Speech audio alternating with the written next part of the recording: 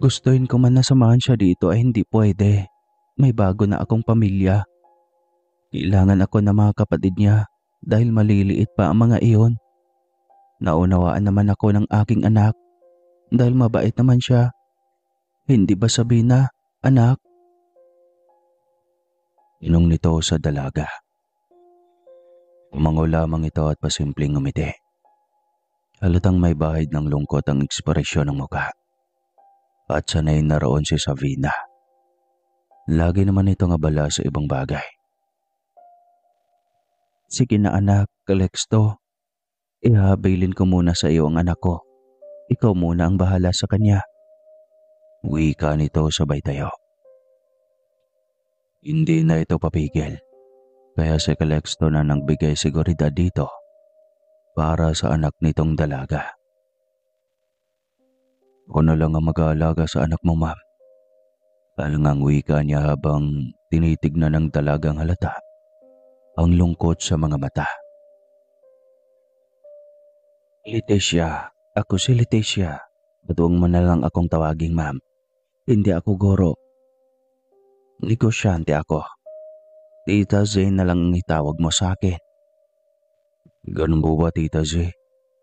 Ako na ang bahalang mag-alaga sa anak mo hanggang sa makabawi siya ng lakas. Salamat sa iyo, Calexto. Sige na anak, babalikan na lang kita dito ha. Malungkot na tumango lamang si Savina dito. Nakabuntot lamang kay Ginang Leticia ang 2 tauhan. Naiwang tulala sa kisami ang dalaga. Tila kinayumos ang kanyang dibdib nang makita ang lungkot sa mga mata ng dalaga. Mas mabuti na lang palang hindi ako gumaling kasi hindi niya ako pinapabayaan. Ngayong nakita niyang magaling na ako, basta na lang niya akong iwan kung kani-kanino lang. Tila may hinanakit sa puso ng dalaga. Huwag ka nang malungkot. Nandito ako. Ano bang kailangan mo? Sabihin mo lang. Ibibigay ko sa iyo. Tensyon, pagmamahal ng isang ina, pag-aruga. Iyon ang kailangan ko. Kaya mo bang ibigay sa akin ang mga bagay na iyon? Hindi, di ba? Bigla siyang natigilan sa naging pahayag ng dalaga. 6 na taon pa lang ako nang iwanan ni mama sa teritoryo ng lola at lolo ko. Mas pinili pa niyang sumama sa ibang lalaki kaysa alagaan ako. Nung mamatay ang papa, wala na siyang ibang ginawa kundi ang aliwin ang sarili niya sa bara hanggang sa makahanap ulit ng lalaki. Baliwala ako sa kanya. Kwento nito habang umiiyak. 13 lang ako nang mamatay ang lolo at lola ng sunod-sunod. Sinubukan niya akong kunin sa mansyon. Pinamatan ang lolo at lola ko sa akin. Pero kamantikan ako maghahasa ng kanyang ikalawang asawa. Ngunit wala siyang ginawa. Ang sabi niya ay kalimutan na lang namin ang lahat ng nangyaring iyon. Masakit sa akin ngunit dahil mama ko siya. Sinunod ko ang kanyang sinabi. Nanahimik ako. Sa isang kondisyon na hindi nila ako guguluhin sa mansyon ni lolo at lola. Mas pinili kong manirahan ng mag-isa roon. Hindi man lang siya naawa. Ayos na sa kanyang mabisita ako isang beses sa isang linggo. Ay ayos na. Hanggang sa nasanay na lang din ako. Patuloy pa rin ito sa pagkwento. At sa pagkakataong iyon, ay umiiyak na ito ng todo. Alam mo bang galit ako sa mga lalaki dahil sila ang dahilan kung bakit walang pakialam at pagmamahal sa akin ng mama hanggang ngayong nagtatrabaho na ako bilang isang nurse. May nagkagusto sa akin, marami. Lahat sila ay busted. Kwento pa nito. Alam ko, kaya nga nagalit ang isa sa mga nanligaw sa iyo. Kaya kamuntikan kang mamatay dahil sa kanya. Natigilan na to nang ikwento niya ang tungkol sa kapre na naninirahan sa puno ng akasya sa likod ng mansyon. Kaya pala, tanging sambit nito. Pero naawa ko sa iyo at napahanga na rin. Wika niya rito. Biruin mo sa murang edad ay matapang mong hinarap ang mga hamon ng buhay. Kaya hanga ako sa iyo, Sabina. Idagdag pa niya. Ngumiti lamang ito sa kanya. Ilang sandali pa ay may kumatok sa pintuan ng kapilya. Sandali, nandito na yata si Mama. Nagpaluto kasi ako ng lugaw para may makain ka. Kailangan mo pang bumawi ng lakas. Ngunit kailangan dandahanin, baka sasakit ang tiyan mo. Wika niya rito sabay tayo para buksan ang pinto. Na paano ba iyang pasyente mo, anak? Bakit lugaw ang ipapakain mo? Tanong ni Fortunata sa kanya. Ginuto Mama ng 1 linggo. Sinarado ang bituka. Kaya dapat dahan-dahanin sa pagpapakain. Sagot niya sabay kuha ng lugaw na nasa kamay ng ina. Kawawa naman pala. Sambit nito. Napatitig pa ito sa mukha ng dalaga na halos wala ng dugo. Sobrang nipis na rin kasi ng tiyan ng dalaga. Maging ang balat na ito, konti na lang ay butot balat na ito. Kawawa talaga, Ma. Sambit rin niya. Magandang gabi po. Bati ni Sabina kay Aling Fortunata. Nahihiya pa itong tumingin sa kanya. Magandang gabi naman, Iha. O siya, kumain ka na, ha? Nasaan na ba ang pamilya mo? Iniwanan ka ba ditong mag-isa? Sanay na po ako, tita. Lagi naman. Sagot nito. Bakas ang lungkot at hinanakit sa muka. Nahabag ang kalooban ni Aling Fortunata nang marinig iyon. Parang gusto na nitong pagalitan ang ina ng dalaga. Kung siya ang nakagabay pa rin kay Calixto na malaki at binata na, ito pa kayang dalagang anak ng ginang na iyon. Nagkatinginan sila ni Calixto. Kwento lahat ni Calixto sa inang lahat. Maging ito ay nagalit sa naging aksyon ng ina nito.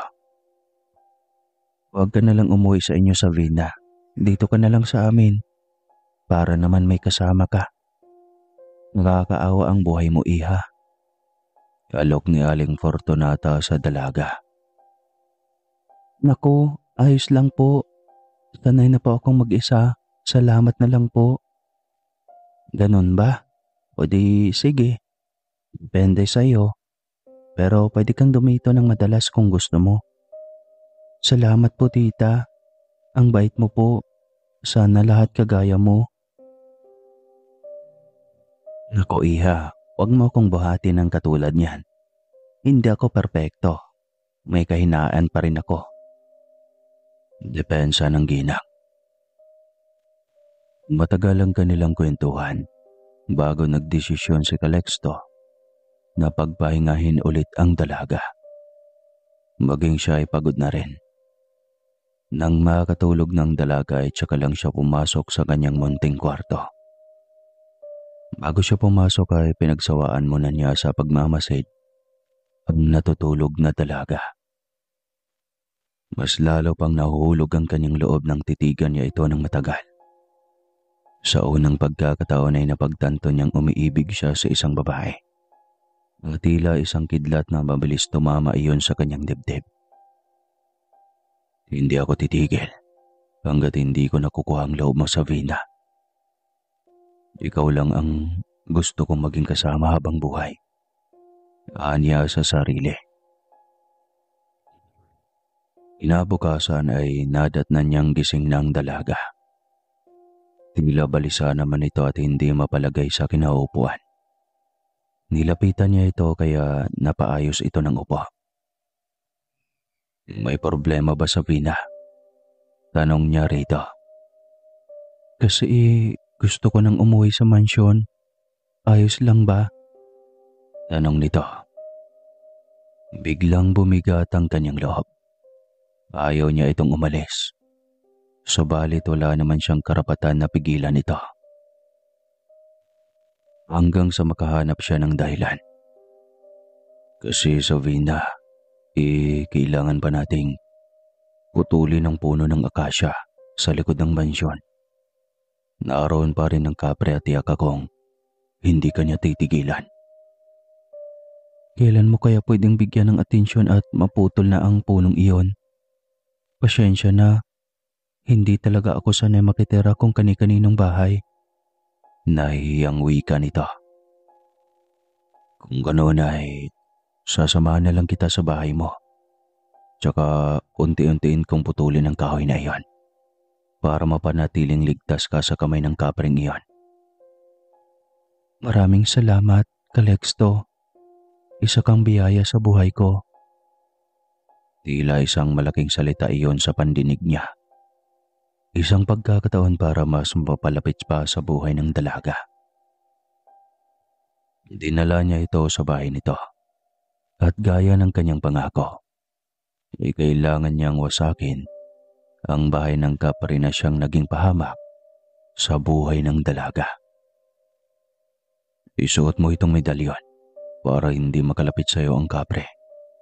Kailangan mo nang bigyan ng leksyon ang hayop na iyon. Wika niya at isinabit ng medalyon sa leeg ng dalaga. Iginiya siya nito patungo sa likod ng mansyon. Ito agad ang bumungad at umagaw sa kanila ng pansin. Ang laki na ng puno at sa tansya niya ay dekada-dekada na ang edad ng punong akasya na ito. Kaya naman pala komportable nang nananahan ang kapre na ito dito. Kasi sobrang tanda na ng puno. Itong mansyon ng lola mo, halatang matagal na rin. At sinaunang disenyo pa ito. Aniya. Tama ka, sobrang luma na talaga ang mga ito. Kaya nga sa akin ipinamana ni lolo at lola. Dahil kung kay mami nila ipinamana, paniguradong naibenta na ito. Mahal ito ng aking lolo at lola. Kasi dugo at pawis ang kanilang naging puhunan para maitayo ito. Kaya kahit anong mangyari ay hinding-hindi ko ito ibebenta. Kwento ng dalaga.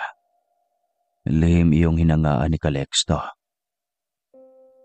Habang papalapit sila sa puno ng akasya, mas lalo nilang naramdaman ang enerhiya na nakapaligid sa kanila. Agad siyang nag-usal ng panalangin Latin. Hawak niyang kamay na sa Vina habang ginagawa iyon. Tahimik namang nagmasid sa kanya ang dalaga. Ilang sandali pa ay biglang lumutang sa kanilang harapan ang imahe ng kapre. Nakaupo ito sa nakalaylay na malaking sanga ng akasya. Hit-hit ang malaking tustos ng tabako. Ewan niya kung saan ito nakabili ng ganon. Di joke lang. Masama ang titig nito kay Calexto. Samantalang napakubli sa likod ni Calexto ang dalaga nang makitang mukha ng nakakatakot na kapre. Maitim ito at napakalaki ng katawan. Matangkad. Nagbabaga ang mga mata at balot ng mahabang balahibo ang buong katawan. Matalim ang mga matang nakatitig kay Calexto. Ilang sandali pa ay tumalon ito sa lupa at matikas na tumayo sa harapan nila. Sino kang pag-ahas ka? At bakit mo pinutol ang sumpa ko sa babaeng iyan? Gusto kong mamatay niyan kaysa mapunta sa ibang lalaki. Galit na wika nito. Makasarili kang uri ng nilalang. Sinong nagbigay ng karapatan sa iyo ng mga abuso ng mga mortal? Alam mo bang pwede kitang ikulong sa kailaliman ng lupa? Sa sobrang dilim na gitna ng bundok, na kahit ilang daang taon pang lumipas ay hindi ka na makakalabas pa. Banta ni Calixto sa nilalang na ito. Ngunit humahalakhak lamang ito at tila hindi kapanipaniwala ang kanyang banta. Nagkaroon ka lang ng third eye. Nakikita mo lang ako. Ay akala mo kung sino kang Diyos. Para takutin ako sa ganyang bagay. Tanong pa nito. Hindi kita tinatakot. Binibigyan kita ng pagkakataon para magsisi. Wika niya ngunit humalakhak lamang ito. Hindi ako natatakot sa iyo. Ay, mas matakot ka sa akin. Wika pa nito. Dahil sa sinabi nito ay hindi na napigilan pa ni Calixto ang sarili. Musal siya ng Latin para sa kastiguhin ito. Napahiga ito at nagpagulong-gulong sa lupa. Nagulat at nagtaka si Savina na nakamasid lang sa likod ni Calixto. Hindi tumigil sa paggulong ang kapre. Parot parito ito habang umiiyaw. Tama na. Tigilan mo ako. Napapaso ako. Sigaw nito. Hindi. Magdusa ka.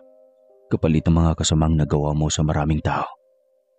Manghihina ka ng tuluyan hanggang sa maging abo ang iyong katawan. Ikukulong kita sa bote at ihulog sa kailaliman ng lupa. Wika niya. Hindi na ito nagsasalita pa. Unti-unti na itong nahihilo at nanghina. Unti-unti na ring umuusok ang buong katawan nito. Mas lalong nataranta at natakot si Savina nang makita ang umuusok na katawan ng kapre. Bakit parang unti-unti siyang nasusunog? Tanong ni Savina sa kanya. Matutunaw at magiging usok ang katawan niya, ayon sa ipinataw kong kaparusahan sa kanya. Pagkatapos nito ay asahan mong wala ng kapre pa ang manggugulo sa'yo.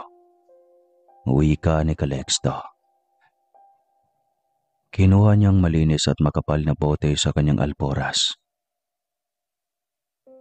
Tinanggal ang takip ng bote at nang tuluyan ng maging usok ang buong katawan ng kapre, ay hinigop iyon ng bote hanggang sa maubos. Agad niya yung tinakpan at itinago sa kanyang alporhas. Ilulunod niya ito sa kailaliman ng lupa. Hindi na ito makalabas pa sa mundo para maghatid ng pinsala at kung ano pang mga hindi magandang gawain. Ang ibang katulad nito ay mabangis at walang awa kung makapanggahasa ng babae. Mabuti na lang at hindi na ito naisipang gawin kay Savina. Dahil kung nangyari iyon, ay tiyak na mas masakit pang parusa ang gagawin ni Calixto dito. Hindi na nga pala kailangan pang putulin ang punong ito. Lilinisin ko na lang. Maging ang mga masasamang elemento na nananahan dito. Alam ko kasing mahalaga sa iyo ang lahat ng mga naiiwang alaala ng iyong lolo at lola. Anya sa dalaga.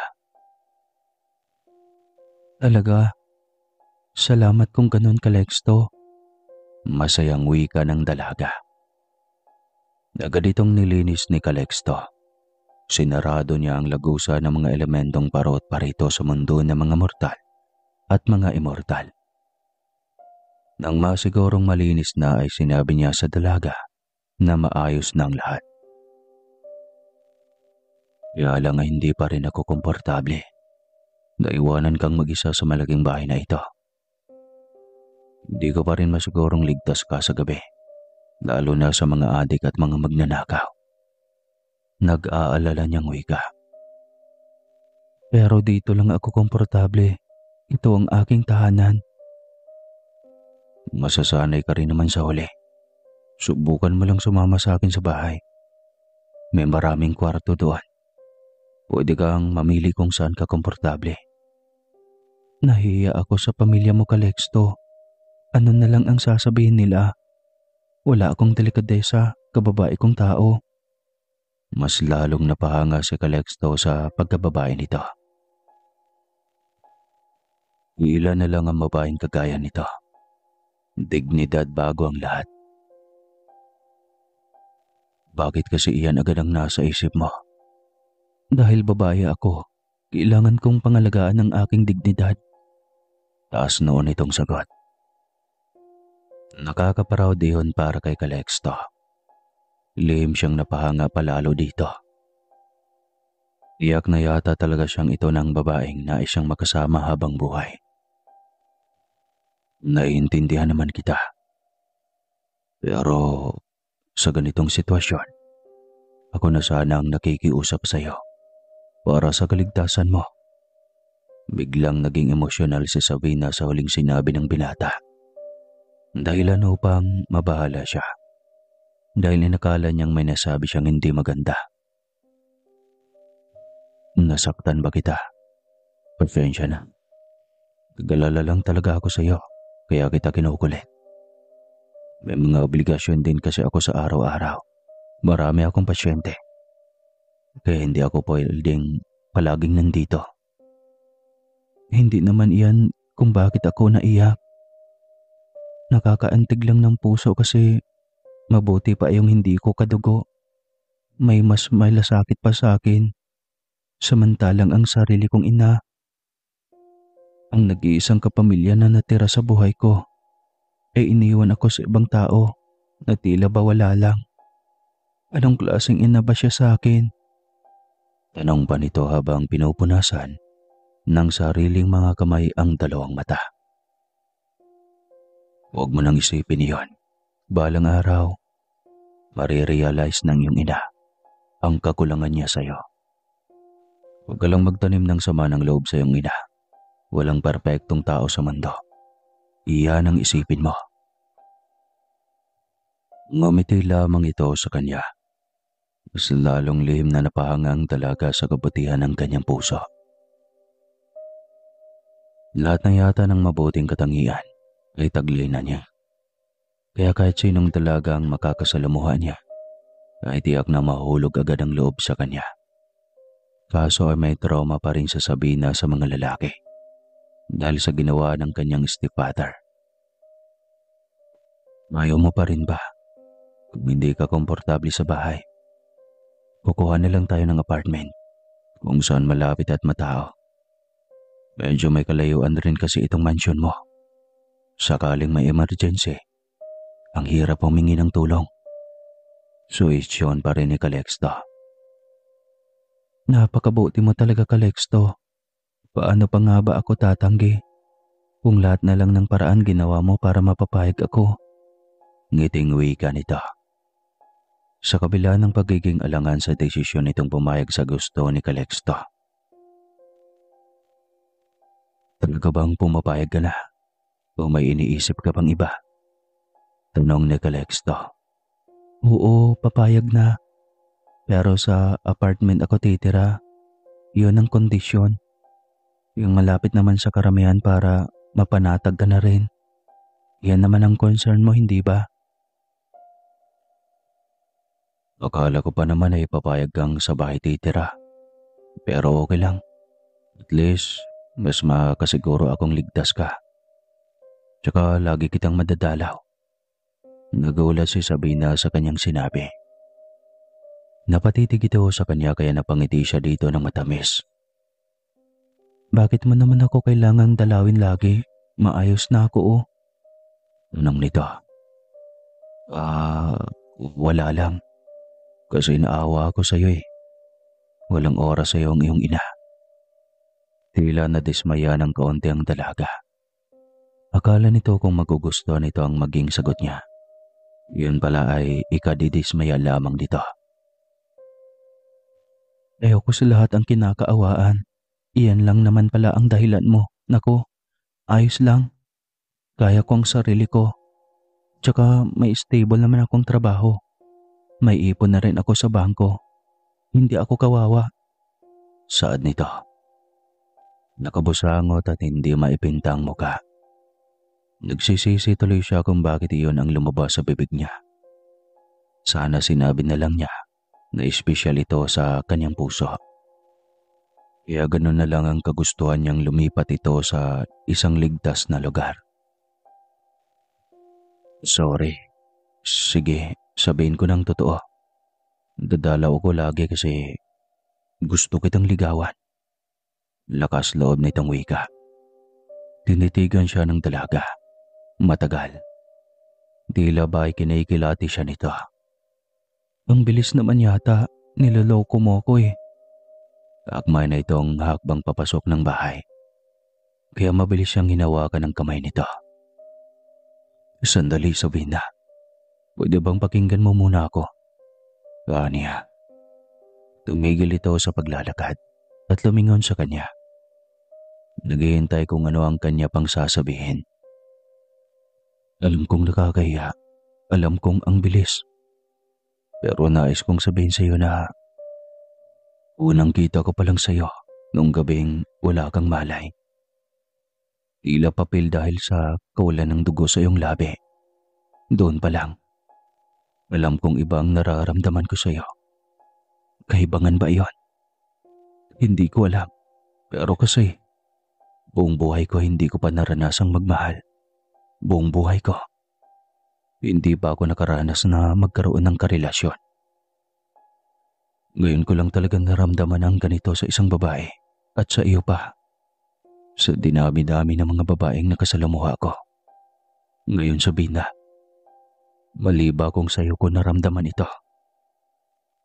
Mahabang litanya niya na tila nagpatigil sa pag-iikot ng mundo ng dalaga.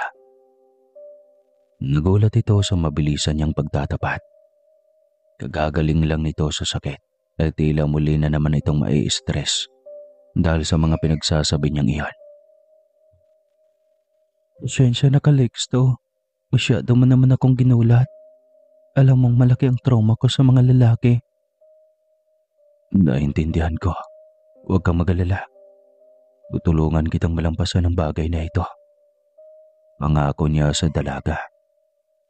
Hinikayat niya itong umalis na para maghanap ng apartment. Hindi naman ito nagkatabiling sumama. Kahit papaano ay may tiwala ito sa kanya dahil sa ginawa niyang pagsagip sa buhay nito. Hindi sila nahirapan sa paghahanap ng apartment dahil may alam si Calixto na apartment na malapit sa kanilang bahay. Pwede itong lakarin kung kinakailangan.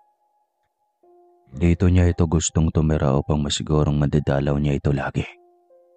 Ayaw niyang madaliman ng panliligaw sa dalaga. Ayos na iyong nasabi niya rito na malapit ang loob niya. Gusto niya itong ligawan. Matapos tignan na Sabina ang apartment, wala itong reklamo. Hindi iyon kalakihan ngunit ayos lang iyon sa dalaga. Kaya pumayag na rin ito agad para makalipat na. Tinulungan na rin ito ni Calixto sa paghakot ng mga gamit nito.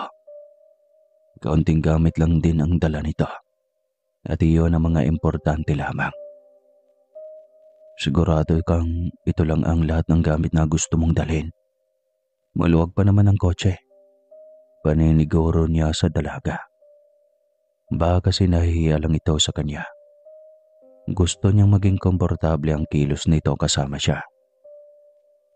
Ayos na ito, Calixto. Ito lang naman ang mga mahalagang gamit ko. Dadalawin ko na lang lagi itong mansion para linisin.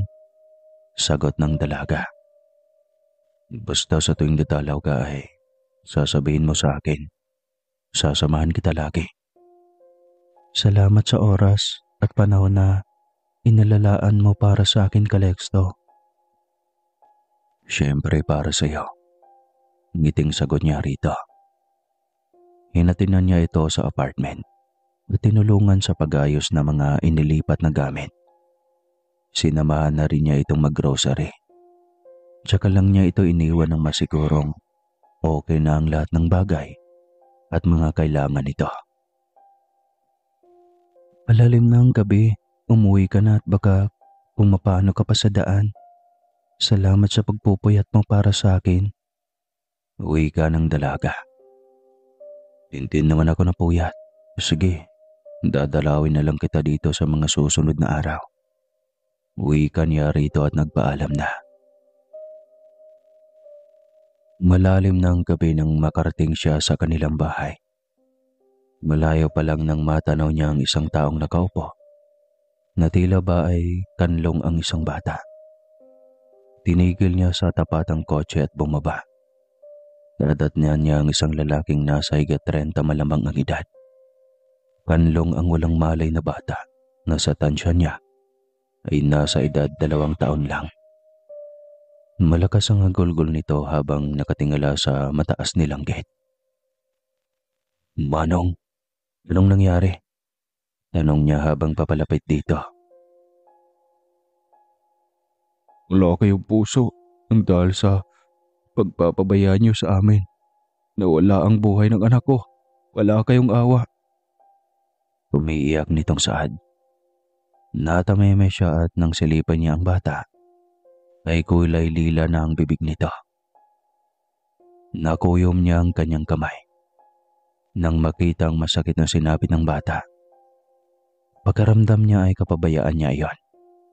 Kung hindi niya inuna ang sariling kaligayahan, ay sana'y buhay pa ang batang ito. Naagapan pa niya dahil mahuli niya ang aswang na may gawa nito. Na hanggang sa mga oras na iyon, ay ramdam niyang umaaligid pa rin sa kanila. Kaya sa pagkakataong iyon ay wala siyang ibang inisip, kundi ang may pagiganti ang mag-ama. Hindi na ito makakalabas pa ng buhay sa kanyang compound. "Ginalit niyo ako," sambit niya. Nagdidilim sa galit ang kanyang paningin. Gusto na niyang tustay ng aswang na nasa kanyang paligid. Napalingon siya sa kinaroroonan ng mag-ama. Alam niyang walang katumbas na halaga ng pera ang buhay ng bata. Subalit para na rin hindi na mahihirapan ng mag-ama sa pagpapalibing ng anak, ay dumukot siya ng malaking halaga ng pera para iabot dito. "Pasensya na, Manong. May mga inaasikaso rin po akong ibang bagay. Patawarin mo sana ako kung hindi ko naagapan ang buhay ng iyong anak." Aniya sabay abot ng pera dito. Anit ko ang halaga ng perang iyan kung hindi na rin naman maibalik pa ang buhay ng aking anak. Uwi ka nito. Tila biniyak rin ang kanyang dibdib at ramdam niyang pagdadalamhati ng ama. Nasasaktan rin siya para dito. "Gaya ng sinabi ko, may mga iba pa rin po akong obligasyon sa buhay," aniya. Ngunit puno ng pagsisisi sa sarili. Pinilit niyang iabot ang pera. Sa huli ay tinanggap na rin ito ng lalaki.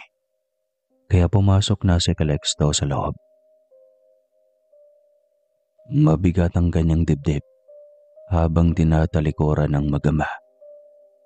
"Umanda kang aswang ka." Galit na wika niya habang diretso sa kapilyang naglakad upang kunin ang buntot ng bagi. Iyon ang impamparusa niya sa aswang na walang awang pumatay sa bata. Matapos hawakan ng buntot bagi, ay ganyang inausal ang makapangyarihang orasyon na panghatak sa kaluluwa ng aswang. Ilang sandali lang ang lumipas, ay lumutang na sa kanyang harapan ang tinutugis niyang nilalang. Kanina pa umaaligid sa mag-ama sa labas. Ang init. Lubayan mo ko." Reklamo nito. Ngunit mas lalo lamang siyang nanggigigil. Kung pwede lamang niyang padanakan ng dugo nito ang kanyang kapilya, subalit hindi maaari. Isa lang ang gusto niyang gawin dito. Ang tustay ng buong katawan nito upang hindi na makapang-abuso.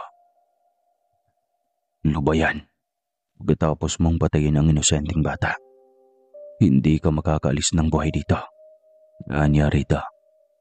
"Pakiusap, huwag mo akong patayin." "Hindi mo ko madadaan sa pag-uusap. Bayaran mo ang ginawa mong ito sa isang inosenteng bata." Wika niya at walang habas niya itong pinaghahampas ng buntot bagi. Naghuhumiyaw ito sa sakit, subalit mas lalo siyang nanggigigil. Hindi niya ito titigilan hanggat hindi ito malalagutan ng hininga sa harapan niya. Kamatayan lang ang kabayaran sa hirap na dinanas ng mga magulang ng bata at sa kawawang sinapit ng inosenteng bata. Hindi ko na kaya. Parang awa mo na. Tigilan mo na ako. Pagmamakaawa pa rin ito. Subalit wala nang awang natira sa puso niya para sa mga kampo ng dilim. Hinampas niya ito ng hinampas hanggang sa malagutan ng hininga. Bayad ka na. Anya rito at nangunti-unti itong maging usok na kulay itim. Bago pa man ito maglaho ay kinuha niya ang isang bote at ipinahigop iyon hanggang sa tuluyang mawala. Sa kanya sinarado ang bote at pagkatapos ay binaon sa lupa. Sa kabila ng hustisya na naibigay niya sa bata ay mabigat pa rin ang kanyang loob. Dahil wala siyang nagawa para iligtas ito. Dahil pagaramdam niya ay mas inauna pa niya ang pansariling interes kaysa sa mga nangangailangan ng kanyang tulong. Hindi siya nakatulog dahil inusig siya ng kanyang konsyensya. Nangako siya sa kanyang sarili na hindi na iyon mauulit pa. Walang buhay na malalagot sa kanyang teritoryo. Iyon ang kanyang panata sa kanyang sarili. Madalas pa rin niyang dinadalaw si Sabina. Ngunit pumupuslit lang din dahil iniisip niya ang mga pasyenteng laging nakakapila sa kanyang kapilya. Hanggat maaari ay ayaw niyang may umuwing hindi niya nagamot. O nasori man lang.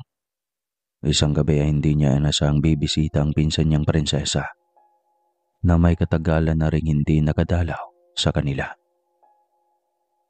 Prinsesa Fiona, akala ko nakalimutan mo na kami. Ang tagal mong magparamdam muli ah. Nakakatampo. Lalo na ang iyong ama. Alam mo bang pagkaramdam niya ay hindi mo tanggap na siya ang iyong ama? Sumbat niya sa kanyang pinsan. Pasyensya na. Mahabang kwento eh. Alam mo namang hindi maayos ang pagsasama ng inang Rena at ng hari. Ang daming nangyari. Naintindihan kaagad ni Calixto kung ano ang ibig sabihin ng kanyang pinsan. Nandun siya nung gabi ng seremonya para kay Prinsesa Fiona. Kaya nag-alala rin siya para kay Rena Calista. Kumusta ang iyong ina? Ikaw, anong nangyari? Tanong niya rito. Maayos na kami ni ina. Nasa akin pa rin ang pinakamalakas na kapangyarihan. Kaya walang dapat na ipangamba. Nahati nga lang ang kaharian. May umanib sa amin ni ina. Mayroon din sa kanila ni Prinsesa Avina at ng hari. Masasabi ko namang mas marami kami. Kaso ay hindi pa rin makampante ang kaharian. Kasi balak nila Prinsesa Avina na agawin ang trono sa amin ng ina. May maitulong ba ako? Nag-aalalang tanong niya. Ayos lang, kayang-kaya ko lahat. Siguro lang ay kailangan ko ng alyansya. Kaya ako narito ay upang imbitahan ang ama sa aming kasalan. Kasal mo? Pambihira. Hindi mo pa napakalala sa amin ng ama mo. Hindi na kailangan kasi nakipagkasundo ang ina sa kabilang kaharian. Kailangan ng hari ko sa kaharian ng mga diwata upang mapanatiling matatag ang pundasyon nito. Handa akong magsakripisyo alang-alang sa pinapangalagaan kaharian ng ina. Sa angkan pa niya ito, kaya hindi dapat mapunta sa masasamang kamay. Mapipilitan siyang sumama dito sa kaharian ng mga diwata, kasama ang kanyang tiyo Dondon. Kailangan niyang saksihan ang pag-iisang dibdib ng kanyang pinsan sa mapapangasawa nito. Nakaakbay siya sa prinsesa palabas ng kapilya nang mamataan niya si Savina. Nakatayo sa harap ng gate at nakatitig sa kanila ni Prinsesa Fiona. Sa tansya niya ay kanina pa ito nakatitig sa kanila. Patakbo niya itong nalipitan ngunit mabilis din itong tumakbo palabas. Saktong nasa labas na siya ng gate ay nakasakay na rin ito ng taxi. Langanin niya itong habulin dahil kailangan niyang saksihan ang kasal ng kanyang pinsan.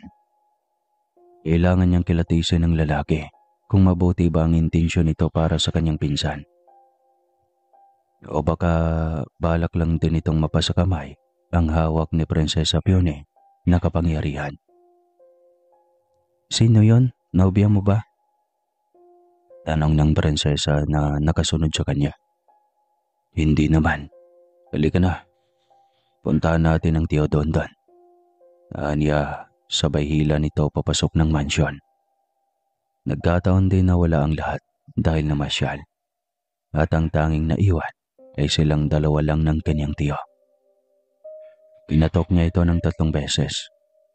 Ilang sandali pa ay may narinig na silang yapak, papalapit sa pinto. Bumukas iyon at gano'n na lamang ang gulat ni Dondon nang makita ang anak. Magandang gabi, Ama, bati ng prinsesa. Yun anak, buti at naparito ka. Masayang wika nito. Narito ako upang imbitahan ka, Ama. Ikakasal na ako at kailangan ka roon dahil ikaw ay may karapatang saksiyan ng aking pag-iisang dibdib sa prinsipe ng aming kabiserang kaharian. Nagulat naman si Dondon. Ngunit wala na itong magawa kundi ang pumayag na sumama rito. Hindi nito alam ang magiging reaksyon, kung matutuwa ba o magugulat o madidismaya. Lagi na lang itong nagugulat sa mga pangyayari sa buhay nito. Wala sa sarili itong nakasunod sa kanila. Pagkarating sa lagusan ay agad silang nilaman ng liwanag at sa ilang sandali lang ay naroon na sila agad. Muli na namang nakita ni Dondon ang babaeng ina ng napakaganda niyang anak. Alam nitong mali. Pero hanggang sa kasalukuyan ay ito pa rin ang tinitubok ng puso nito. Ito Dondon, grabing titig naman yan. Puna ni Calixto. Saka lang nito binaling sa ibang tanawin ang mga mata. Para rito ay wala ng iba pang mas mahalagang tanawin sa karyang iyon, kundi ang hindi nakakasawang ganda ng babaeng iniibig nito. Simula nung teenager pa lang ito. Kunwari ka pati ito, isa rin na kakanina na patitig. Tudyo pa rin ni Calixto. Tumahimik ka nga, maririnig tayo. Nasa harapan na natin siya. Bulong ni Dondon. Masimple itong ngumiti sa papalapit na rena. Maligayang pagdating Dondon, Calixto. Buti at sumama kayo kay Prinsesa Pione. Paanito? Paano ko siya, kaya gusto ko ring masaksihan ang mahalagang pangyayari sa buhay niya. Sagot ni Dondon. Tamang-tama ang dating niyo dahil mag-uumpisa na mamaya ang seremonya. Wika ng rena. Salamat at pinahintulutan mo kaming masaksihan ang kasal ng ating anak. Ngiting wika ni Dondon. Siyempre, anak mo rin si Prinsesa Pione. Kaya karapatan mong masaksihan ang pag-iisang dibdib niya sa magiging hari ng kahariang ito. Magiging isang reyna na ang ating anak.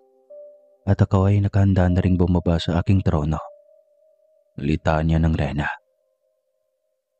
Natigil ang kanilang usapan ng tawagin ng reyna ng isang diwata. Dahil kailangan ng maganda at mag-umpisa na ang seremonya. Ilang sandali pa ay nagsimula na ang nasabing kasalan. Emosyonal si Dondon habang nakatingin sa anak na mahinang naglalakad sa gitna ng bulagan na may pulang karpet. Nasaksihan niya ang kasal nito. Ngunit hindi ang paglaki nito. Biglang pumatak ang kanyang mga luha nang hindi niya namalayan. Masakit dahil naging ama siya nang wala siyang kaalam-alam. At tanging kasal na lang nito ang nasaksihan niya. Napansin ni Calixto ang pag-iyak ni Dondon, kaya tinapik nito ang balikat ng tiyuhin. Ayos lang po yan, tiyo. Ang mahalaga ay nasa tamang kamay ang anak mo. Nababasa ko ang kilos ng prinsipe. Ramdam kong seryoso ito sa prinsesa. Mahal nito ang iyong anak at higit sa lahat, nakikita kong mabuting nilalang ito. Kaya wala tayong dapat na ikabahala. Aniya sa kanyang tiyuhin. Napakaikli lamang ng seremonya ng mga ito sa kasalan. Kainan na agad at sayawan. Kaya nanibago si Dondon. Hindi naman siya nakaranas na ikasal, subalit marami na rin siyang nasaksihan ng seremonya ng kasal sa mundo ng mga tao. Hindi katulad ng seremonyang iyon na tila mas mahaba pa ang kainan, na tila ba hindi mabusog-busog ang lahat ng mga panauhin ng naroon. Hindi mawari ni Dondon kung saan ang galing ang napakaraming pagkain na naghanda at tila ba hindi maubos-ubos. Lexto, pwede bang maiwan mo muna ako rito pagkatapos ng pagtitipon na ito? Gusto ko sanang makasama ng matagal ang aking anak. Hiling ni Dondon sa pamangkin. Depende sa'yo, Tiyo. Basta wag ka lang kakain ng pagkain nilang ipinagbabawal, kagaya nating mga mortal. Baka kasi mapalitan ang katawan mo ng katawang immortal. Paalala ni Calixto. Oh, tandaan ko ang bilin mo. Masayang sagot nito. Hinintay lamang ni Calixto na matapos ang selebrasyon. Pagkatapos ay magalang na siyang nagpaalam sa Rena at sa tiyuhin, maging sa pinsang si Prinsesa Pione. Huwag mong pababayaan ang iyong ama. Ang mga pagkain niya, kailangan mo ring bantayan. Baka hindi na makakauwi sa amin ang tiyo. Huwag mo naman kaming dayain. Bero ni Calixto sa pinsang prinsesa. Oo na, ama ko yan. Kaya wala akong gagawing ikakasama niya. Ikaw talaga, Calixto. Reklamo ng prinsesa. Hindi, binibiro lang kita. O siya, kailangan ko nang umuwi sa mundo ng mga mortal. May kailangan pa akong asikasuhin. Paalam na niya. Yung babae, nako lagot ka. Mukhang nagselos yun. Tudyo ng prinsesa. Tumahimik ka. Kung mabuti pa ay buksan mo na ang lagusan dahil nagmamadali ako. Seryosong utos niya sa pinsan. Agad na nitong binuksan ang kanilang lagusan. Umaga na nang makatawid siya sa mundo ng mga tao. Nang kanyang usisain ang kanyang telepono, ay 2 umaga na siyang wala sa mundo ng mga tao. Patay na. Paaniya at nang madaling tumakbo papunta sa kotse. Ops anak, saan ka na naman galing at saan ka na naman ba pupunta? Magkasama pa kayo ng tiyo Dondon mo? Tanong pa ng kanyang ina. Opo ma, kaso inaiwan siya sa kanila Prinsesa Pione. Gusto muna niyang makasama ang kanyang anak. Matanong ko lang ma, si Sabina ba nakadalaw na dito? Hindi naman. Bakit, magkagalit ba kayo? Hindi naman po ma. Sige na po, alis na po ako muna. Sige, mag-ingat ka. O nga pala anak. Alam mo bang may maraming mga may sakit ang pabalik-balik dito? Nakakaawa sila. Pasensya na ma. Hindi ko talaga maiwasang lumiban sa panggagamot. May mga personal na bagay kasi na kailangan ding pagtuunan ng pansin. Paliwanag niya sa kanyang ina. Wala namang problema sa akin na naiintindihan kita. Tsaka, kailangan mo rin ng pahinga. Napapagod ka rin anak. Wika nito. Nang makasakay na siya ng kotse ay kumaway na rin ito sa kanya. Diretso siya sa ospital na pinagtatrabaho ni Safina. Hindi niya kailangang hintayin pa ito sa apartment nito. Bumili siya ng punpon ng bulaklak para ibigay sa dalaga. Kailangan niyang magpaliwanag dahil tiyak siyang iba ang pagkaintindi nito sa nakikita nito kanina o nung isang araw. Alam niya ang oras ng labas nito sa ospital. 9:00 ng umaga dahil night shift ito. Ngunit isang oras at kalahati na siyang naroon ay hindi pa rin niya nakikitang lumabas ng ospital ang dalaga. Nagsimula na siyang magtaka kaya pumunta na siya sa information corner para magtanong tungkol kay Sabina. Si Nurse Sabina po ba? Naku, nung isang araw pa nakapag-immediate resign. May kailangan po kayo sa kanya Ginoo? Anong pabalik sa kanya ng guard na babae na nadestino roon? Hindi. Baka namali lang kayo, baka ibang Sabina. Hindi po sir, nag-iisang Nurse Sabina lang naman ang nagtatrabaho dito. Wala na siyang kapalangalan. Biglaan nga eh. Paniniguro pa nito. Kasabi nito ng ganoon, agad siyang pumasok sa kanyang kotse. Pinaharurot niya iyon patungo sa apartment ng dalaga. Ngunit pagdating niya doon, wala rin ang dalaga. Wala rin siyang matpagtanungan. Hanggang sa isang matandang katulong sa tapat ng apartment ang lumabas ng gate. At nagtaka ito sa kanyang kilos at ginagawa. May hinahanap ka ba, iho? Tanong nito sa kanya. Opo, Lola. Yung babaeng nakatira po dito. Umalis po ba? Baka kasing walang tao.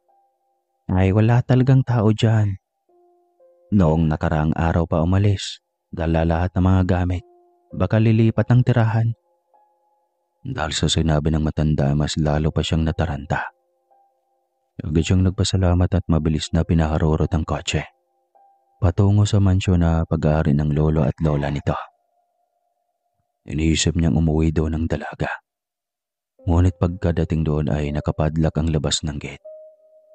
Napahilamo siya at hindi mapalagay. Hindi niya alam kung saan pa pupunta para hanapin ang dalaga. Hindi niya alam kung saan umuwi ang ina nito. Kaya paano niya ito hanapin doon sa ina nito? Ang pagkakaalam rin niya ay hindi ito lalapit sa ina. Dahil may phobia pa ito sa ginawa ng stepfather nitong kamuntikan itong gahasain. Bagsak ang kanyang dalawang balikat habang nagmamaneho pa uwi.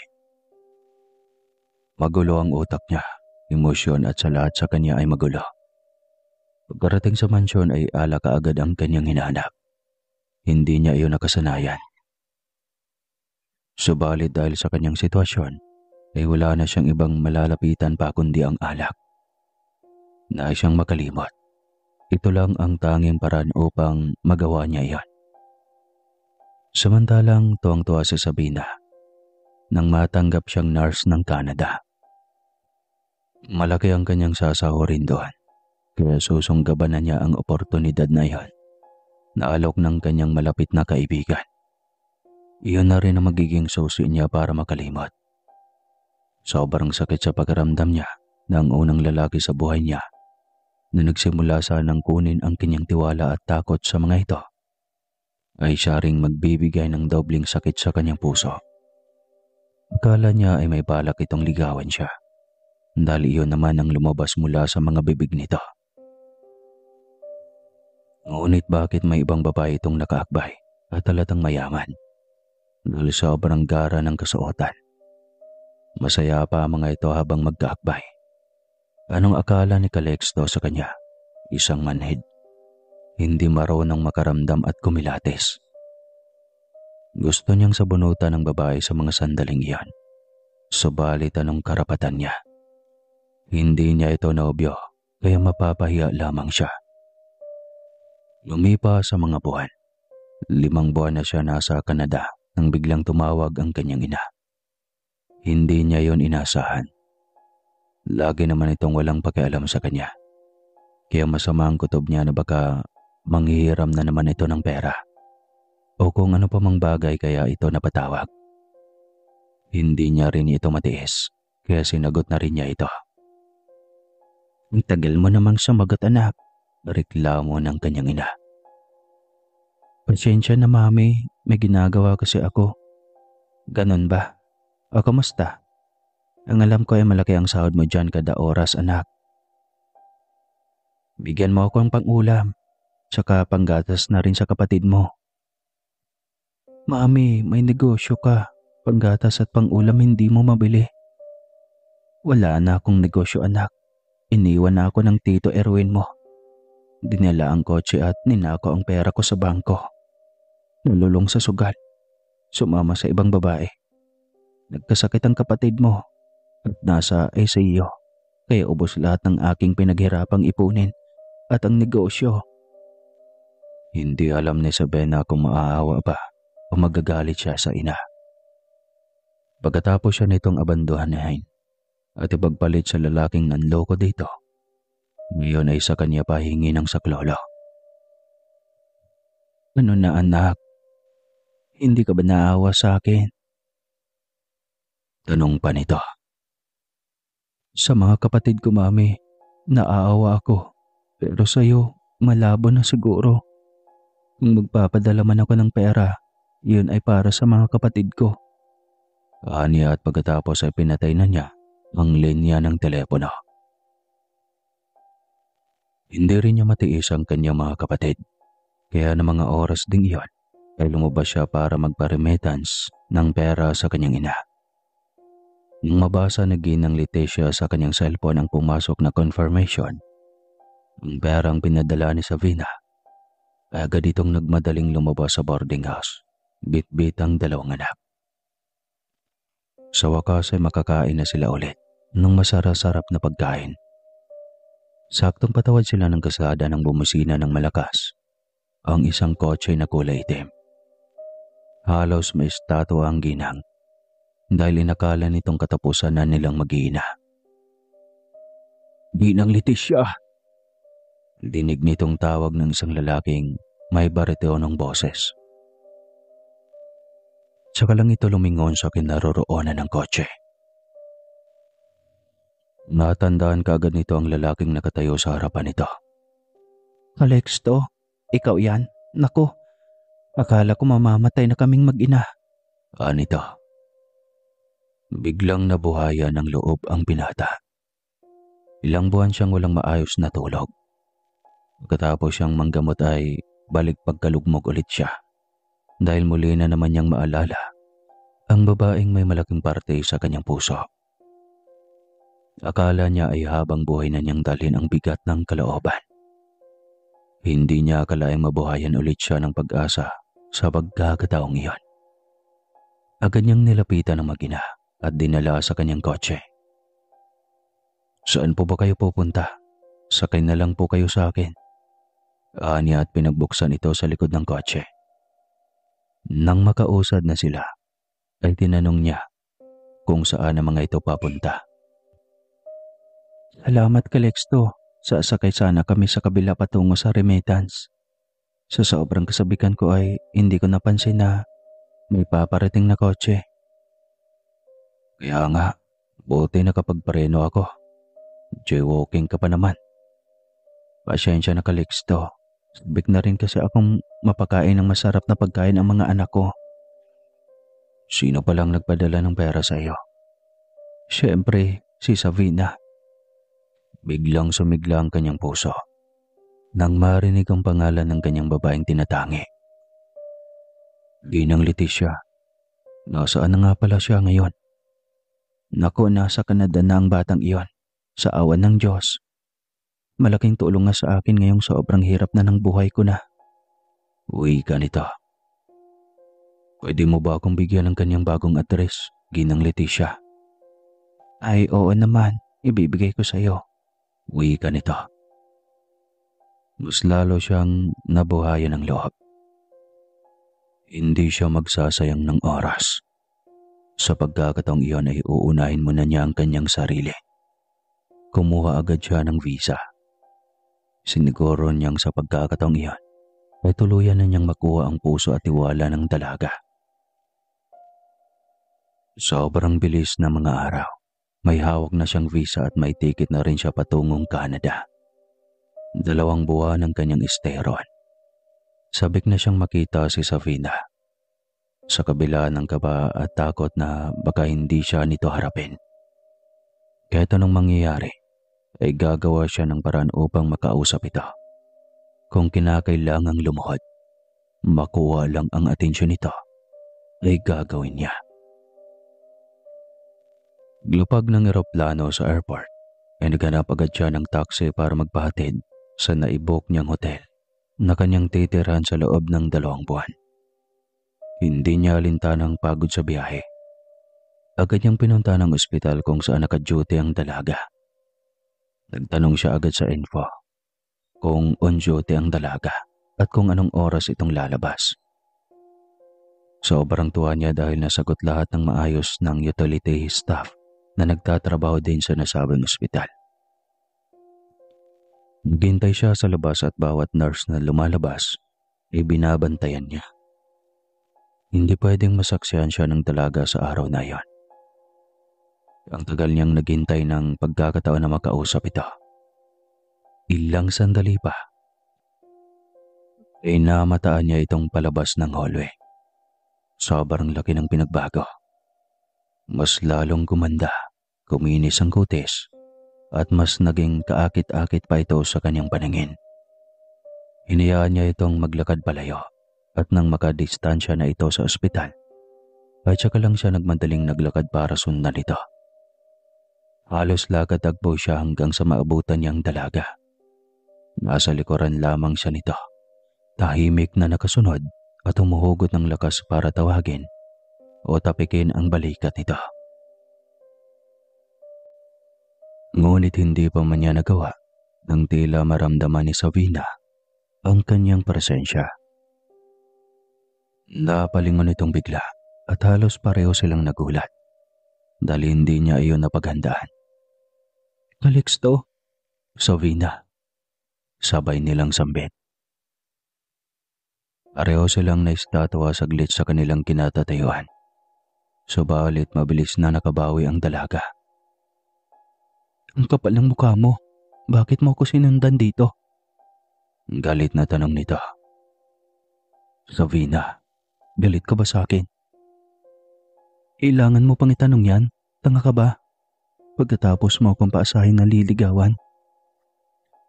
Kaya pala hindi mo ako magawang bisitahin man lang sa loob ng ilang araw. Ay dahil may nobya ka na. May balak ka pang gawin akong reserba.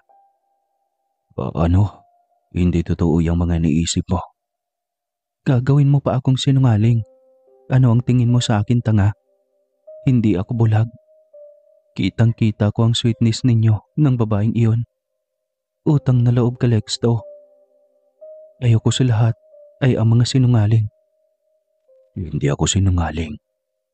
Ang nakita mong babae noon ay ang pinsan kong Diwata. Alam kong mahirap paniwalaan pero totoo yon. Nakita mo naman ang paraan ng kanyang damit, hindi ba? Isyo siyang prinsesa. Niloloko mo ko, Calixto. Hindi, Savina. Waliwala ka sa akin. Ikaw lang ang babaeng minamahal ko. Kaya kong patunayan sa iyo lahat. Pwede kitang ipakilala kay Prinsesa Pione para mapatunayan ko sa iyo. Hindi mo alam kung gaano naging miserable ang buhay ko nung bigla mo akong pinagtaguan. Anya. Hindi ito sumagot bagkus ay naglakad ito muli kaya napasunod siya dito. Hindi niya ito nilubayan hanggang sa marating nila ang apartment na tinitira ni Savina. Bakit nakabuntot ka pa rin sa akin? Umalis ka na. Gusto ko nang magpahinga. Wika ng dalaga. Kausapin muna ako. Sabihin mong hindi ka nagalit sa akin. Kasi hindi matatahimik ang buhay ko. Parang awa mo na, Savina. Bigyan mo ako ng pagkakataong patunayan sa iyo na mahal kita. Pagsusumamo niya. Naantig ang puso ng dalaga nang makita ang kanyang reaksyon. Unti-unting natunaw ang pagdududa at napagtanto nito na sobrang ginawang sakripisyo niya para lang mahanap ito. Pumasok ka sa loob ng aking apartment. Malamig dito sa labas. Mas lumaki ang kanyang pag-asa nang marinig yan. Agad siyang sumunod dito. Maraming salamat, Savina. Salamat sa pagkakataong ito. Siguraduhin mo lang na hindi ka nagsinungaling sa akin. Dahil huling pagkakataon lamang ito. Kung tutuusin, hindi ko kailangan ng lalaki sa buhay ko. Sakit sa ulo lamang ang hatid noon. Kita mo si Mami. Ninakawan na ng kanyang asawa. Iniwan pa siya para sumama naman sa ibang babae. Hindi ko na alam kung bakit ganoon pa rin katanga sa mga lalaki ang aking ina. Kung hindi lang sa mga kapatid ko, edi hindi na ako magpapadala ng pera kay Mami.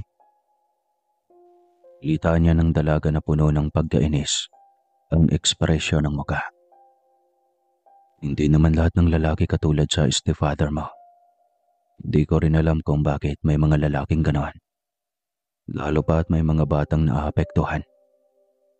Hindi na kumibo pa si Savina Halata ang inis nito sa mukha.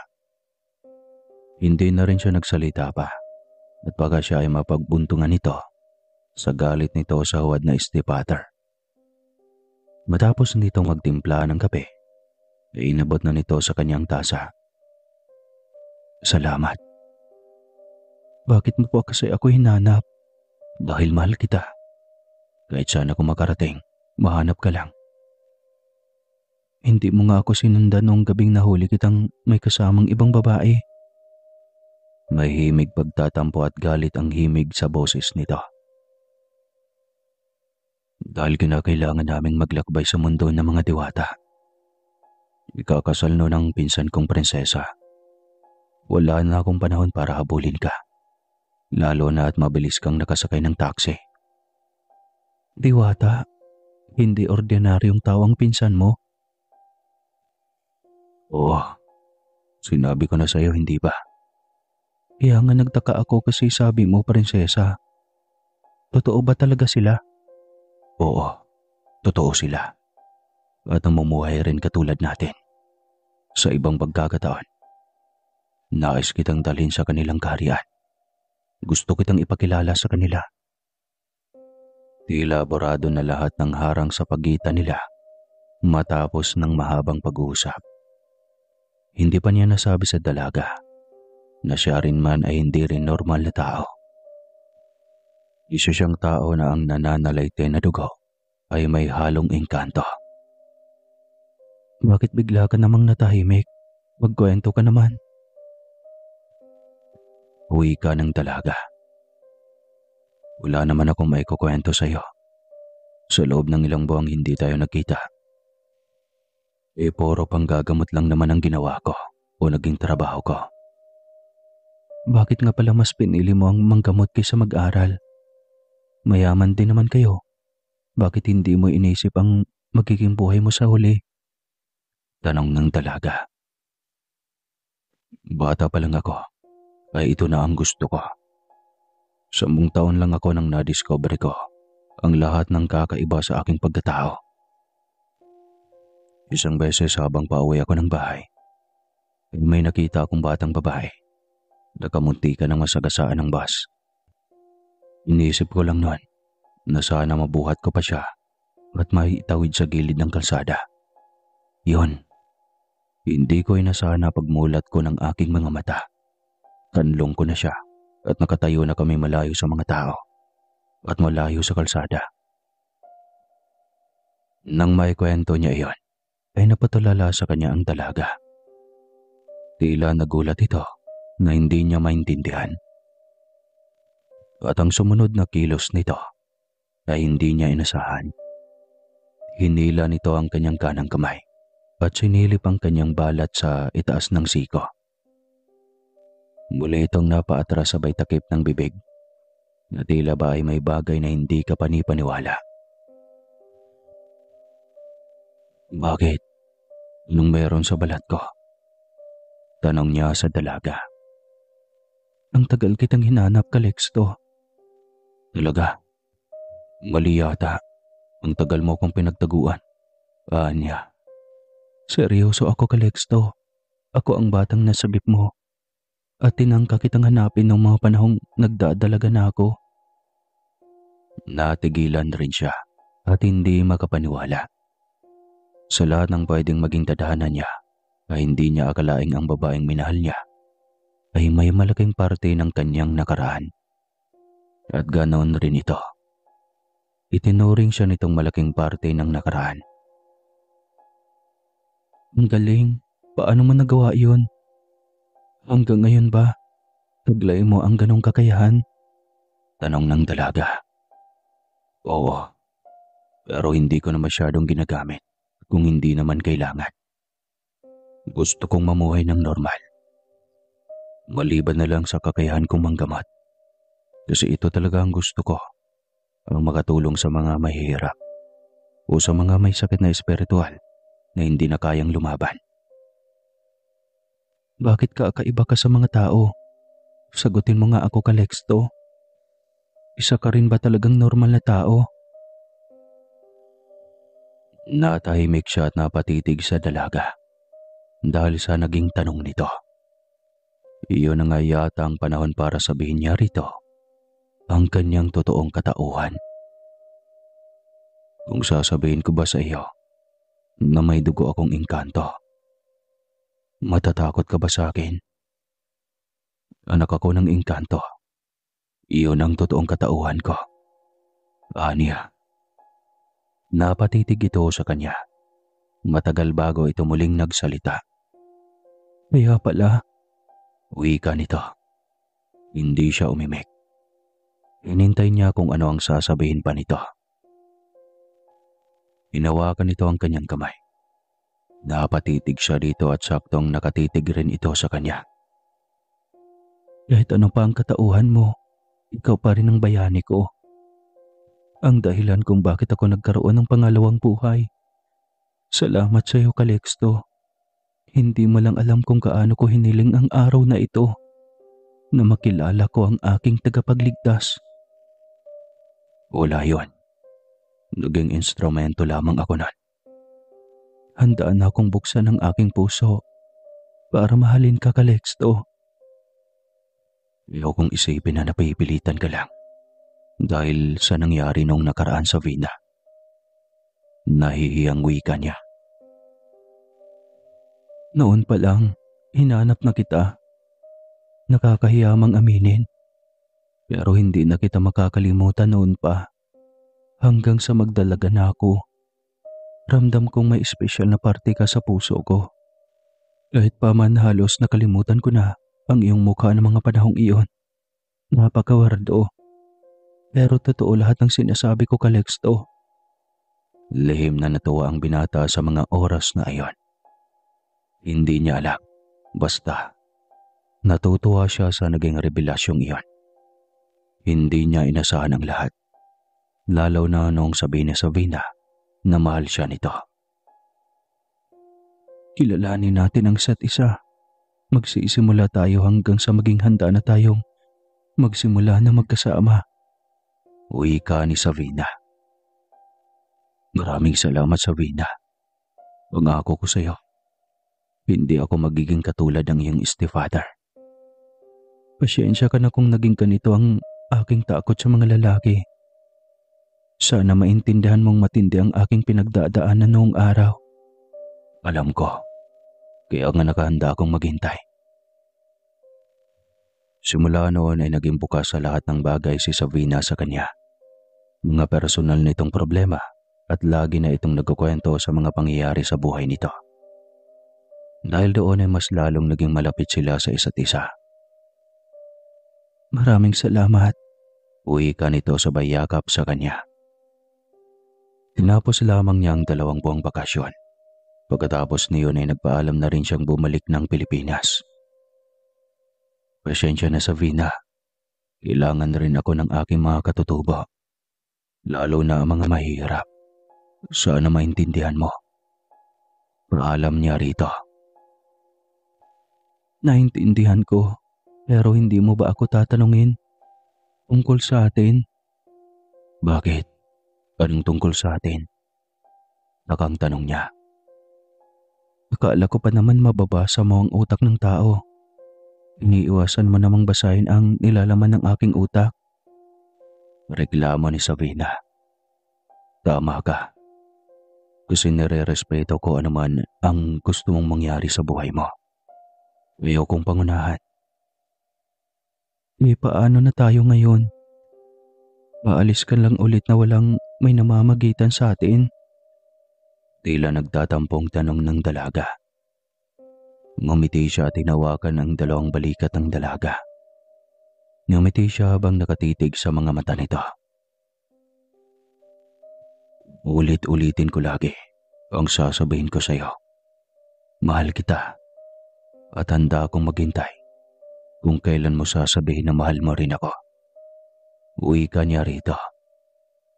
Ngayon na ang araw na iyon. Mahal din kita. Mahal na mahal kita noon pa man, Calixto. Mas lalong lumawak ang kanyang ngiti. Hindi niya alam kung ano ang magiging reaksyon sa mga panahong iyon. Basta bigla na lamang naglapat ang kanilang mga labi kahit walang toothbrush. Di joke lang. Ramdam niya ang init ng pagmamahal nito sa kanya. Mas lalo naman siya na matagal nang naghintay na dumating ang araw na yon. Pasensya na mahal ko. Ayaw man kitang iwanan dito. Ay 2 buwan lang din ang bisa ko. Babalik na lang ako dito para bisitahin ka uli. Paalam niya sa nobya. Naiintindihan ko. May mga responsibilidad din tayo. Kaya sige na. Baka mahuli ka sa flight mo. Utos nito. Mabigat man ang kanyang loob ay kailangan niyang lumipad patungo sa kanyang bansang sinilangan. Binuo niya ang kanyang loob. Hindi niya kailangang makonsensya dahil ginamit niya ang kanyang 2 buwan para sa kanyang pansariling kaligayahan. Matagal na rin siyang nanggagamot simula pa noong kabataan niya. Halos wala na siyang oras para sa kanyang sarili. Kaya panahon na para bigyan ng pahinga ang kanyang sarili. Pagkadating ng bahay ay nagtaka siya nang makitang may nakasabit na itim na tela sa labas ng gate. Mabilis niyang pinindot ang basa at ilang sandali lang ay bumukas iyon at bumungad ang muka ng lulamaya niya na sobrang bigat ng ekspresyon ng muka. Lola, bakit? Anong nangyari? Tanong niya. Ang tiyo Dondon mo, wala na. Anong wala na? Anong ibig mong sabihin, Lola? Bangungot daw sabi nila. Sabi naman ng doktor heart attack. Biglang naisip ni Calixtong mag-ina ng kanyang tiyo Dondon. Ang pagkakaalam niya ay walay ng hari at ang reyna Calista. Malaki ang sigalot sa pagitan ng dating nagkaisa para sa kanilang kaharian. Kaya napaisip siya ng malalim. Baka mas pinili na ng tiyo Dondon niya ang sumama sa kanyang mag-ina sa kaharian ng mga diwata. Diretso siyang pumunta sa lamay ng kanyang tiyo at hindi niya inasahan na badadatan niya itong nakatayo sa gilid ng kabaong nito. Agad niya itong nilapitan para kausapin. Nakatingin na rin ito sa kanya kanina pa. Tiyo, sabi ko na nga ba, tama ang hinala ko. Pamangkin, pasensya na. Gusto ko lang makasama ang mag-ina ko. Uwi ka nito. Naintindihan kita, tiyo. Anong sasabihin ko sa kanila na nasa kabilang dimensyon ka na? At hindi ka totoong patay. Huwag mo na lang sabihin, para matahimik na ang kanilang utak. Palihim na lang akong dadalaw dito kapag namimiss ko kayo. Sa ganun ay, hindi na sila asang nasa paligid lamang ako. Sige, ikaw ang bahala. Talagang mahal na mahal mo si Reyna Calista, tiyo. Oo, pamangkin. Ang tagal kong hinintay ang pagkakataong ito. Kaya makikiusap ako sa iyo. Ikaw na muna ang bahala sa ating pamilya. Oo naman, tiyo. Akong bahala dito. Aniya. Natigil ang kanilang pag-uusap nang biglang lumapit ang kanyang ina. Bigla na ring nawala sa kanyang paningin ang kanyang tiyo. Hindi niya alam kung saan ito napunta. Dito ka na pala, anak. Hindi ka man lang makontak. Nagkita ba kayo ni Sabrina? Opo, ma. Baka nga pauwiin ko na lang siya dito. Para dito na lang ulit siya magtrabaho. Mas kailangan siya ng ating katutubong mahihirap. Ay, kung ayos sa kanya, anak, wag mo lang siyang pangunahan sa mga desisyon niya sa buhay. Siyempre naman, mama. Susubukan ko lang naman kung papayag siya. Anya. Nang magsidatingan na ang mga mag-aaral at gurong kasamahan ni Dondon sa trabaho, ay kinuha yung pagkakataon ni Calixto para magpaalam sa kanyang ina. Nagpahinga muna siya sa kanyang kwarto. Akala ng marami ay totoong katawan ng kanyang tiyo Dondon ang naroon at pinaglalamayan. Iyon pala ay katawan lamang iyon ng saking at ang totoong katawan ni tiyo Dondon niya ay kasama ng mag-ina nito sa kaharian ng mga diwata. Masaya rin siya sa kanyang tiyo. Alam niyang noon pa man ay pangarap na nito makasama ang mag-ina nito. Naisip niyang sana ay magkaroon na rin siya ng mag-ina. Makauwi lang niya ay namimiss niya agad ang nobya. Paano kasi? Kung kailan uuwi siya ng Pinas, tsaka pa siya nito sinagot. Matapos ang libing ng kanyang tiyo Dondon, ay balik pang gagamot na naman siya sa mga pumupunta sa kanyang kapilya. Halos 2 buwan din na nakapaskil sa labas ng gate na sarado ang kanyang paggamutan. Naisip niyang maghanap ng ibang katulad niya na may taglay na lihim na karunungan, na walang hangad na pera para kapalit sa panggagamot. Nakahanap siya at isinuri niya ito kung tunay ba itong manggagamot. Napagtanto niyang marami itong kaibigan at talagang mga lamang lupa na siyang katulong din ito sa panggagamot. Hindi na siya nagalinlangan pang kunin ito. Binigyan niya ng mamahaling bato at pera. Kapalit ang panghabang buhay na serbisyo nito sa panggagamot ng libre sa mga taong dudulog sa kanilang kapilya. Gandang oportunidad naman itong binigay mo sa akin, Calixto. Baka magugulat nito ang aking mga kapitbahay.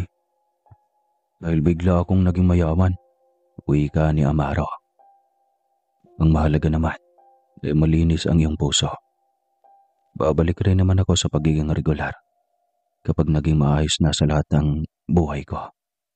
Kasyosyo pa rin tayo sa panggagamot tuwing andito ako. Wika niya rito. Nabawasan ng bigat ang loob na kanyang nararamdaman dahil tuloy-tuloy na ang panggagamot sa kanyang kapilya. Matulin din ang paglipas ng mga araw. Parang kailan lang ay balik Canada na naman siya para bisitahin ang nobya. Sa pagkakataong iyon ay bumuo na siya ng desisyon. Gusto niyang maging maayos na ang relasyon nila. Kaya nais na niyang alokin ito na magpakasal na sila. Hindi ko inasahan na darating ka. Kagabi lang akong tumawag sa iyo. Wala ka namang sinabi na pupunta ka pala rito. Sorpresa nga. Paano ba matatawag na sorpresa kung sasabihin ko naman sa iyo? Ikaw talaga, Calixto. Bakit na naman? Kagagaling mo lang dito noon, nung nakaraang buwan. Kaya nga dapat na kitang alokin kasi lagi kitang namimiss eh. Anong ibig mong sabihin? Kunot noong tanong nito habang maingat na umupo sa sofa katapat niya. Agad niyang dinukot ang singsing sa kanyang bulsa at lumuhod sa harapan nito. Napatakip ng mukha ang dalaga dahil sa pagkagulat. Iniangat niya ang kanyang kanang kamay na may hawak na singsing. Will you marry me, my love, Savina? Tanong niya rito. Talaga? Oo naman. Kakasal ako sa iyo, mahal ko, kahit anong oras. Umiiyak na sagot nito. Agad niyang isinuot ang singsing sa palad sa palasingsingan ng kanyang nobya at niyakap ito ng buong higpit. Sobrang tuwa niya sa mga sandaling iyon at alam niyang ganoon din ang nararamdaman ng nobya. Salamat, mahal ko. Hindi ko akalaing papayag ka kaagad. Sana kapag ikinasal na tayo ay hindi ka na magtatrabaho pa. Lalo na dito sa abroad. Ang layo kasi. Hindi ko kayang mawalay sa iyo sakaling mag-asawa na tayo. Hiling niya kay Savina. Sakaling maikasal na tayo, gusto ko magiging full housewife sa iyo. Kung gusto mo ng malaking pamilya na buuin, ay ayos lang. Mas marami, mas masaya. Mas lumawak pa ang ngiti niya nang sabihin iyon ng kanyang nobya. Nakakasiguro siyang handa na itong maging sakop niya, kaya ayaw niya niyang patagalin pa ang kanilang kasal. Agad itong nag-resign sa trabaho. Inasikaso nila ang kanilang kasal at buong pamilya ni Calixto ay nagdiwang sa sobrang saya. Lahat ay naging madali at maayos. Sa maikling salita ay naging matagumpay ang kanilang kasal. 1 buwan lang din matapos ang kasalan ay nagbunga agad ang kanilang pagmamahalan. Nagdadalang tao sa sabina ng isang batang lalaki. Sobrang tuwa ng lahat. Alam nilang hindi lamang ito ang magiging supling nila. Marami pang kasunod at ilan sa mga ito ay magiging kapalaran ang buhay ng mag-amang anak ng engkanto.